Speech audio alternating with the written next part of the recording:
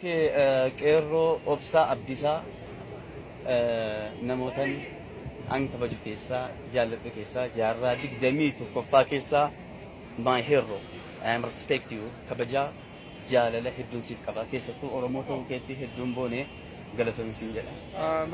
Hayyee pirezidaantii Maammee guddaa galatoomii atis shira diinaa hubachuudhaan jalqaba shira isaanii jalaa fashalleessuudhaaf qaamolee mootummaa dursitee isa isaanii dubbii ijoodha jedhanii qoosaatti jalaa jijjiiruudhaaf of aangeessuu keetiif of humneessuu keetiif galata argadhu jechuun fedha.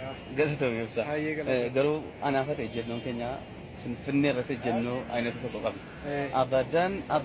Abadan ardii Finfinnee namni safaree nuuf kenneen jiru namarraa isin fudhannu nama isin gaafannu. Waaqnis akka uumaa isaatiif kennaa isaatti tolchee dacheedhuma kanarratti abbaa biyyaati jedhee erga nuu kennee booddee innichi kitaaba qulqulluus ta'e quraanarra jiru seenaansaa kan saba Oromootiifis maludha sababiin isaa kanuma keenyadha waan ofirratti immoo of wareeguunis ta'e qabsa'aa jiraachuun kaayyoo dhala namaa fuudha qaba.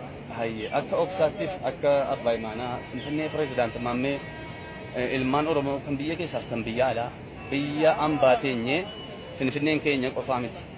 Keenya jechuun faayidaan qabu maaliif keenya jennee eenyuun gaafanna? Gaafachuun ta'a waan kan kee koodhetta. Kanaafuu keessatti dhufanii diinagdeedhaan sabaaf sablammoota Finfinnee keessa jiranu diinagdeedhaan akka sabaaf sablammootaa waliin Oromoon akka dorgommii godhu ergaan dabarsaaf haa ta'u maal jettame? Anis akkasuma dheeyyen sababiin isaas ala ta'anii qeequudhaan wanti jijjiiramu hin jiru. Beela'eera jechuun beela nama hin baasu.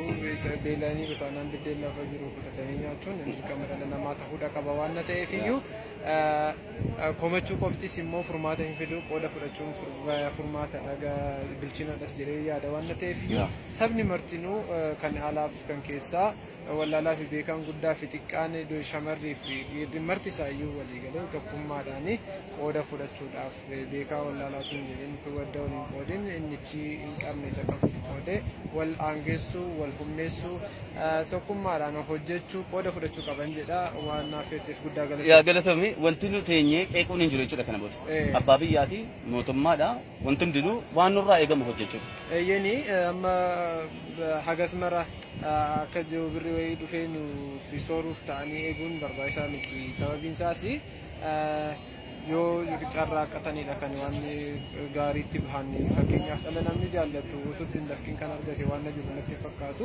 carraaqii gaafata kallattii kaawwameefis irra deemee yookiin kallattii irra deemee mootummaas yoo ta'e gargaaree ofiis yoo ta'e aangeessuu qaba dhibaahummaan dhaloota ajjeesaa dhibaahummaan jireenya naman taasisu ofittummaanis akkasuma waan ta'eef yaada qajeelaadhaan hojjechuuf waan gaarii.